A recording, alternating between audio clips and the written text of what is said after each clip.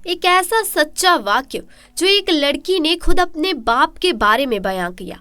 अस्सलाम वालेकुम प्यारे दोस्तों, लड़की बताती है कि मेरा ताल्लुक एक मिडिल क्लास फैमिली से था। मेरे अब्बा का बिरयानी का ठेला था। अब्बा रोजाना सुबह बड़ी सी देग में बिरयानी पका कर एक रेडी पर रख कर ले जाते थे और ज्यादातर एक आध घंटे बाद अब्बा की वापसी हो जाती है, क्योंकि अब्बा की बिरयानी आधे घंटे में ही बिक जाती थी। क्योंकि ये बिरयानी बहुत मशहूर थी और इसके जायके की धूम दूर दूर तक थी। मैंने शुरू से ही अब्बा का ये मामूल देखा हुआ था कि वो सुबह सुबह एक देग में बिरयानी पकाते और फिर उसे रेडी पर रख कर ले जाते। मैंने कभी इस चीज़ पर गौर नहीं किया था, क्योंकि ये सब कुछ मैं बचपन से देखती रही थी।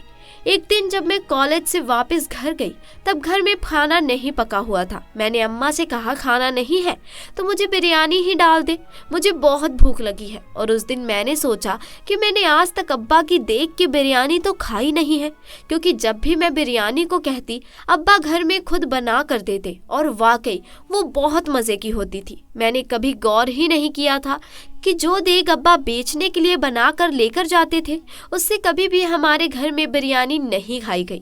मुझे इसकी वजह का इल्म तो नहीं था, लेकिन जब अम्मा ने मना किया कि वो बिरयानी तुम नहीं खा सकती, मैं तुम्हें कुछ और बना देती हूँ, तो मुझे बड़ी हैरत हुई कि वो बिरयानी जो पूरा शहर खाता है वो मैं क्यों नहीं खा सकती, या वो हमारे घर में कोई क्यों नहीं खा सकता।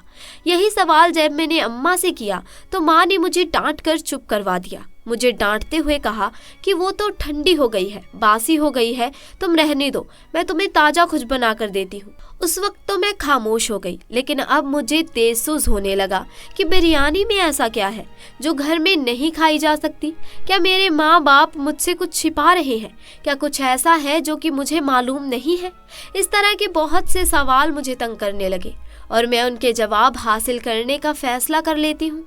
इसके बाद से मैंने अब्बा पर नज़र रखना शुरू कर दिया, लेकिन हमेशा मेरे जागने से पहले अब्बा देग पका चुके होते, या जिस दिन दोपहर को उन्होंने जाना होता तो मेरे कॉलेज जाने के बाद पकाना शुरू करते। और मुझे भी समझ ना आया कि इस बिरयानी में ऐसा क्या होता है, क्योंकि मेरे सामने वो देग पकाई ही नहीं जाती थी। एक दिन अब्बा ने दोपहर में बिरयानी लेकर जानी थी। मैंने कॉलेज जाने के बाद अब्बा ने बिरयानी पकाई और हमेशा की तरह रेडी पर रख कर उसे ले गए। उसी दिन मुझे कॉलेज से जल्दी छुट्टी हो गई, तो मैंने जल्दी से अपने दोस्त का बुर्खा पहन लिया और अब्बा की रेडी के पास जाकर खड़ी हो गई। मैं देखना चाहती थी कि इस बिरयानी में ऐसा क्या है जो कि मुझसे छुपाया जा रहा है। अब्बा की रेडी के पास बहुत ही ज्यादा भीड़ लगी हुई थी। लोग लाइन लगा कर बिरयानी ले रहे थे। इतने में मैंने देखा कि एक खूबसूरत औरत आई और उसने जाकर अब्बा से कुछ कहा, और अब्बा ने खामोशी से एक शॉपर में बिरयानी डालकर उसे पकड़ा दी और वो औरत पैसे दिए बगैर चली गई। मैंने बड़ी हैरत हुए देखा कि ये कौन औरत थी और अब्बा ने इससे पैसे भी नहीं लिए। आखिर इसके पीछे क्या राज है? अब तो मुझे उस औरत का राज भी मालूम करना था। मैंने अभी यही सोचा था कि एक और औरत आई और अब्बा ने उसे भी बिरयानी डालकर शॉपर पकड़ा दिया और उससे भी पैसे नहीं लिए। मुझे लगा कि जो भी खूबसूरत औरत आती है अब्बा उसे मुफ्त में बिरयानी दे देते हैं। मुझे अब अपने अब्बा पर गुस्सा आने लगा कि घर में जवान बेटी है और ये बाहर खूबसूरत औरतों को देखकर उन्हें मुफ्त बिरयानी खिला रहे हैं, और बिरयानी भी ऐसी जिसको घर की औरतों को खाने नहीं दिया जाता। ये सब क्या था? क्या वाकई ही मेरे अब्बा एक बुरे किरदार का इंसान था, या फिर ये बिरयानी कुछ खास थी जिसमें कुछ मिलाया गया था? क्या मेरी अम्मा भी इन सब में शामिल थी? मेरे अंदर का तेज सोच जाग गया था और मुझे अब इन सब के बारे में मालूम करना था। दिन गुजरते गए और मुझे अभी तक इस राज का कोई सुराग ना मिला था। अब तो रोज ये होने लगा कि अब्बा बची हुई बिरयानी घर नहीं लाते थे, इसीलिए मैं उसे खाकर भी अंदाजा नहीं लगा सकती थी। और अब्बा के ठेले पर मैं रोज रोज नहीं जा सकती थी, क्योंकि मेरे बोलते ही अब्बा पहचान लेते और रोज रोज कॉलेज से जल्दी आना भी मुश्किल था। लेकिन जब भी मैं अब्बा के ठेले पर गई तो मैंने उन 2-3 औरतों को देखा जिन्हें अब्बा मुफ्त में बिरयानी पकड़ा देते थे। लेकिन हैरानी की बात ये थी कि अब्बा ने उस बिरयानी के पहले से शॉपर बना कर रखे होते थे। मुझे इंतहा गुस्सा आता इस मंजर को देखकर। आखिरकार एक दिन मैंने एक औरत का पीछा करने का फैसला किया और दबे पांव उस औरत के पीछे चल दी। मैंने देखा कि वो औरत बहुत बड़ी कोठी में दाखिल हो गई और इतनी आलीशान कोठी देखने के बाद मुझे हैरत होने लगी कि अब्बा का इस औरत के साथ क्या ताल्लुक हो सकता है। क्या ये औरत सिर्फ अब्बा की बिरयानी लेने के लिए इतनी दूर आती थी?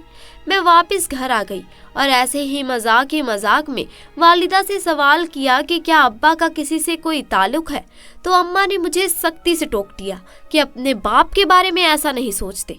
अब मैं सोच रही थी कि क्या माँ को बता दूं कि अब्बा ऐसे करते हैं, लेकिन मुझे समझ नहीं आई कि मेरे पास तो कोई सबूत भी नहीं था। और फिर एक दिन अब्बा शाम को तैयार होकर कहीं जाने लगे, तो मैंने पूछा कि आप कहाँ जा रहे हैं। अब्बा ने कहा कि वो अपने दोस्त से मिलने को जा रहे हैं। मैंने पूछा कि किस तरफ जाना है आपको? मुझे भी अपने दोस्त की तरफ जाना है, तो मुझे साथ ले जाए। तो अब्बा ने जिस इलाके का नाम लिया वो सुनकर मेरे पैरों तले जमीन खिसक गई, क्योंकि अब्बा ने उसी इलाके का नाम बताया जहां पर उस औरत का घर था जिनका मैंने पीछा किया था। अब तो शक की गुंजाइश ही नहीं रही थी कि अब्बा का उस औरत से कोई ताल्लुक है। मेरा दिल किया कि अब्बा को झिंझोड़ कर कहूँ कि इस उम्र में औरत से ताल्लुक रखते हैं, लेकिन मैं खामोश रही और अब्बा उस औरत से मिलने चले गए। मुझे अब्बा की हरकतें दिन ब दिन अलग अलग लगने लगी और अब्बा से मेरी नफरत में इजाफा होने लगा, जो घर में जवान बेटी के होते हुए बाहर औरतों से ताल्लुक बनाते हैं। और फिर मेरी अम्मा को क्या नहीं पता था? औरत तो मर्द की नज़र देख लेती है, तो क्या मेरी अम्मा को मालूम नहीं होता कि मेरे अब्बा ने बाहर औरतों से ताल्लुक बना रखा है? और मुझे हैरत तो उस औरत पर भी होता है, क्योंकि इतनी दूर से सिर्फ बिरयानी लेने के लिए अब्बा के पास आती थी और एक बिरयानी की प्लेट के लिए अब्बा से ताल्लुक रखा हुआ था। और सिर्फ वही औरत क्या, दूसरी औरतों के भी यही तेवर थे। मुझे अब्बा पर शदीद गुस्सा आता कि मेरे बचपन से न जाने कितनी छोटी छोटी ख्वाहिशों को ये समझकर ख़त्म करती रही कि मेरे अब्बा गरीब हैं, ये कैसे पूरा करेंगे। उधर मेरे अब्बा बिरयानी भी औरतों पर मुफ्त में लुटा रहे हैं, जो हमारा कमाई का वाहिद जरिया है। ये सिलसिला चलता रहा और जब कभी अब्बा बची हुई बिरयानी घर लेकर आते तो अम्मा उसे फ्रिज में रख कर ताला लगा देती, ताकि मैं ना खा सकूं और ना ही अम्मा खुद खाती। अब तो मुझे जिद हो गई कि मैंने बिरयानी ज़रूर खानी है। एक दिन अपनी एक दोस्त को कहा कि उस जगह की बिरयानी बहुत मशहूर है, तो मेरे लिए लेकर आना। तो उसे मालूम नहीं था कि वो बिरयानी वाला मेरा बाप है। वो जाकर वहाँ से बिरयानी ले आई, लेकिन जब उसने बिरयानी खाई तो उसे वो जायका इतना अच्छा लगा कि उसने मेरे लिए कुछ नहीं बचाया और वो सारी ख़त्म कर गई। मैंने पूछने पर उसने कहा कि उस बिरयानी में एक नशा था। मुझे तो याद भी नहीं रहा कि तुमने वो मंगवाई थी, मैं तो वो सारी खा गई। उसने तो ये बात मुस्कुराते हुए कही, लेकिन मुझे लगा कि वो सच कह रही है। इस बिरयानी में सच में ही नशा है। तो क्या मेरा बाप नशावर बिरयानी सारे शहर को खिलाता है? और क्या इस बिरयानी से आने वाली कमाई हलाल है? क्या मेरा बाप मुझे बचपन से हलाल कमाई खिलाता आ रहा है? मैं तो अपने बाप की नफरत में न जाने कितनी आगे तक सोच चुकी थी। अब मैंने तो ये सोच तक लिया था कि मैंने अब इस चीज़ का सबूत लेना है कि मेरा बाप बिरयानी में नशा मिलाता है, और मुझे ये बात कानून को बतानी है ताकि मेरे बाप को सज़ा मिल सके। मुझे गुस्सा सिर्फ इस बात का था कि मेरा बाप दूसरी औरतों से ताल्लुक़ क्यों रखता है। क्या सच में ही मेरा बाप गलत था? क्या वो इस बिरयानी में कुछ मिलाता था जो घर में किसी को नहीं खाने देता था? तो इन ताल्लुकात में इस बिरयानी का क्या किरदार था? और मेरे बाप कोई और काम क्यों नहीं करता था? हमेशा से ही यही ठेला क्यों लगाता था? एक दिन सुबह बची हुई कुछ बिरयानी घर लेकर आए और हमेशा की तरह अब्बा ने फ्रिज में रखकर ताला लगा दिया। रात को भूख से मेरी आँख खुली तो मैंने देखा कि फ्रिज का ताला खुला हुआ था। मैंने फौरन से बिरयानी प्लेट में निकाली और गर्म करके खाने लगी। सच बात यह है कि वो बिरयानी बहुत ही मज़े की थी और मुझे मालूम भी ना हुआ कि कब मैं पूरी प्लेट खाली कर गई थी। खाना खाने के बाद मैं उठी थी कि मुझे चक्कर आने लगे और किचन के दरवाजे तक पहुंचते पहुंचते मैं गिर गई और बेहोश हो गई। जब दोबारा मेरी आंख खुली तो मैं अस्पताल में थी और अम्मा मेरे पास थी। मैंने मम्मी से पूछा मुझे क्या हुआ था, तो मम्मा ने कहा कि तुम किचन के दरवाजे में बेहोश पड़ी थी और हम तुम्हें अस्पताल ले आए। मैंने कहा कि डॉक्टर ने क्या कहा है, मुझे क्या हुआ है? तो अम्मा ने कहा कि डॉक्टर कहते हैं तुमने कोई दवाई खा ली है जिससे तुम बेहोश हो गई हो। मैंने उनको कहा कि मैंने तो सिर्फ बिरयानी खाई है, जिस पर अम्मा ने मुझे डांटा जब मैंने मना किया तो फिर वो बिरयानी तुमने क्यों खाई? मैंने अम्मा से कहा कि वो बिरयानी पूरा शहर खा सकता है तो मैं क्यों नहीं खा सकती? और अगर वो दवाई बिरयानी में थी तो इसका मतलब ये है कि अब्बा पूरे शहर को बिरयानी दवाई वाली खिला रहे हैं। अब तो मैं ये बात सबको बता कर रहूंगी। इस बात पर मुझे अम्मा ने और भी सख्ती से डांटा और कहा कि मैं अपने बाप पर शक कर रही हूँ, और वो बाप जिसने मुझे पाल पोस कर जवान किया है और उसी की बिरयानी की कमाई हमेशा मुझे खिलाई है और मेरी हर ज़रूरत पूरी की है, और मैं आज उस बाप की कमाई के जरिए पर शक कर रही हूँ। और ये कि इस बिरयानी में कुछ भी नहीं था, तुमने ही ज़रूर कोई दवाई ली है, और अगर ये बात किसी को पता चली तो तुम पर खुदकुशी का केस बन सकता है। अभी तो हमने डॉक्टर से कहा ही था कि इनमें कोई दवाई नहीं खाई, शायद सर दर्द की कोई गोली खाई होगी जो एक्सपायर हो गई होगी। अभी तो हमने बात बना ली है, लेकिन अगर तुमने ये बात किसी को भी बताई तो फिर तुम पर खुदकुशी का केस बन जाएगा। तो मैं तो अम्मा की बात सुनकर हैरान रह गई। मुझे इस बात पर अब कोई शक नहीं रहा कि मेरी अम्मा भी हर चीज़ में मेरे अब्बा के साथ मिली हुई थी। मुझे अपने अब्बा के साथ साथ अपनी अम्मी से भी नफरत होने लगी, लेकिन मैं अम्मी की धमकी से डर गई थी कि अगर मैंने किसी को कुछ बताया तो मुझ पर ही कोई केस बन जाएगा। कुछ दिनों बाद मैं मुकम्मल तौर पर ठीक हो गई, लेकिन अपनी अम्मा और बाप की तरफ से मेरे दिल में नफरत आ गई थी और मैं चाहती थी कि अब तो इस बिरयानी का राज मालूम करके ही रहूंगी। मैंने छिपकर अपने अम्मा और अब्बा को देखना शुरू कर दिया।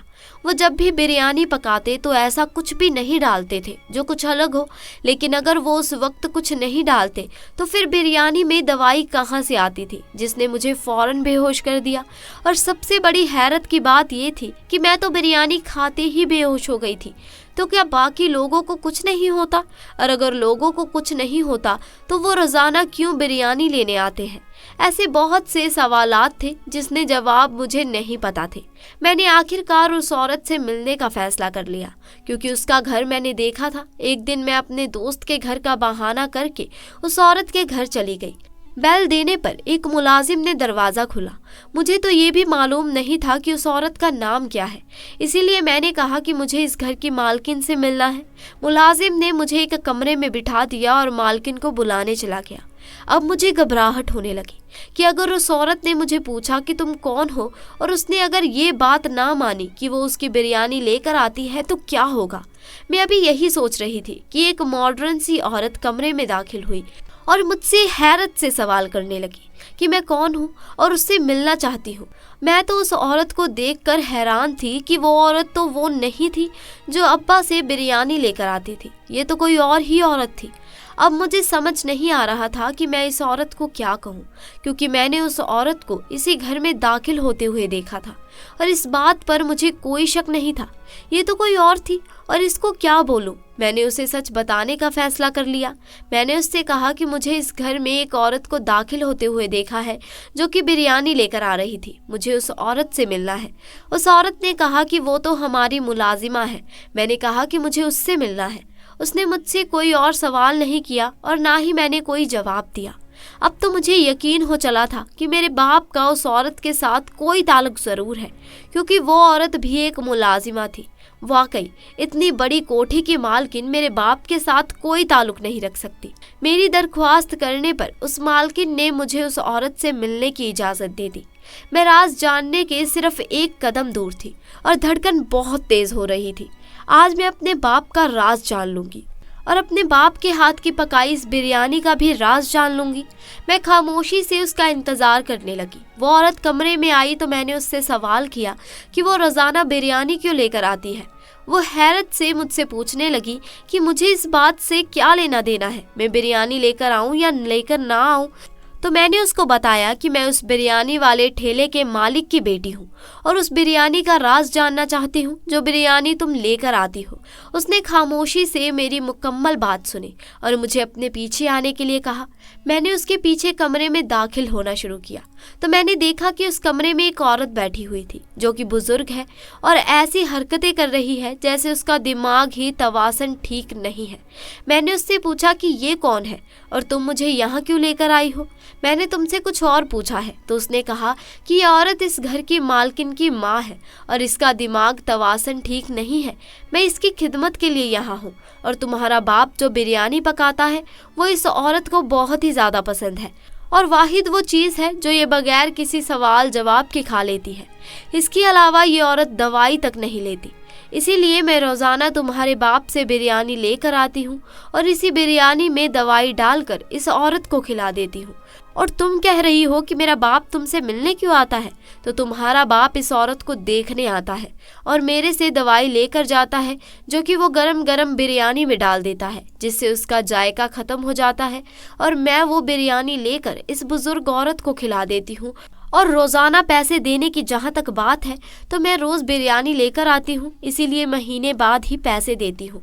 तुम इतने असीम बाप की बेटी होकर अपने बाप पर शक कर रही हो कि तुम्हारा बाप गलत है, वो नशा डालकर लोगों को खिला रहा है। उसकी बातें सुनकर मुझे खुद पर शर्मिंदगी होने लगी कि मैं अपने बाप को गलत समझ रही थी, लेकिन अभी भी बहुत से सवाल बाकी थे। वो औरतें अभी बाकी थी जो मेरे बाप से बिरयानी लेकर जाती थी। तो क्या मेरे बाप सारे शहर के लोगों को बिरयानी में दवाई डालकर खिलाता था?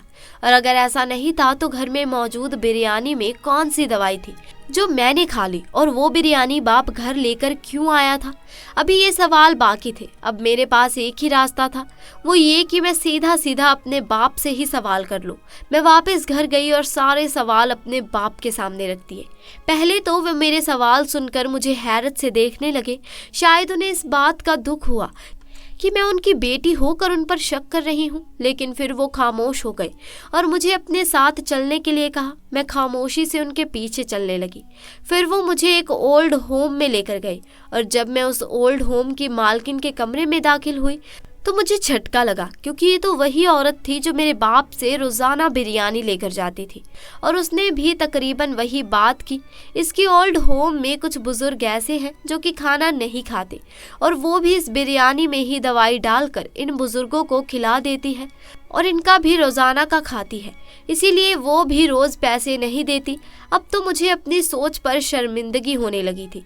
मैंने फ़ौरन अपने बाप से माफ़ी मांगी, लेकिन एक सवाल अभी भी बाकी था कि घर में मौजूद बिरयानी मुझे क्यों नहीं खाने दी जाती और इस बिरयानी में दवाई कहाँ से आई। और इस सवाल का जवाब भी मुझे अपने बाप से ही मिल गया, क्योंकि बिरयानी इतनी मशहूर है कि वो कभी बची ही नहीं। और वो बिरयानी जो वो घर लेकर आते हैं, कभी कभी वो बिरयानी ओल्ड होम वाली होती है जो ये औरतें नहीं लेकर जाती। और इस बिरयानी में क्योंकि दवाई मिक्स होती है, इसीलिए दूसरे दिन इसे बंदे को दे दी जाती है जिसके लिए बनाई जाती है। वो बिरयानी जो मैंने गलती से उस रात को खा ली थी, उस कोठी वाली औरत के लिए बनाई गई थी। अब तो मुझे समझ नहीं आ रहा था कि मैं अपने बाप से माफ़ी कैसे मांगूं। मैंने फ़ौरन हाथ जोड़कर अपने माँ और बाप दोनों से माफ़ी मांगी और दोनों ने पूरे दिल से मुझे माफ़ कर दिया। समझ आ गई थी कि हमेशा जो आंखें देखती हैं वो सच नहीं होता। तो दोस्तों, आज के लिए बस इतना ही। आपको हमारा आज का ये वाक्य कैसा लगा कमेंट सेक्शन में ज़रूर बताएं। साथ ही दोस्तों, आपको हमारी आज की इस वीडियो से कुछ नया सीखने को मिला हो तो वीडियो को लाइक करें, अपने दोस्तों के साथ ज़्यादा से ज़्यादा शेयर करें और अगर आप हमारे चैनल पर नए हैं तो चैनल को भी जल्दी से जाकर सब्सक्राइब कर लें। इंशाअल्लाह जल्द मुलाकात होगी ऐसे ही नए वाक्य के साथ। तब तक के लिए खुदा हाफिज़।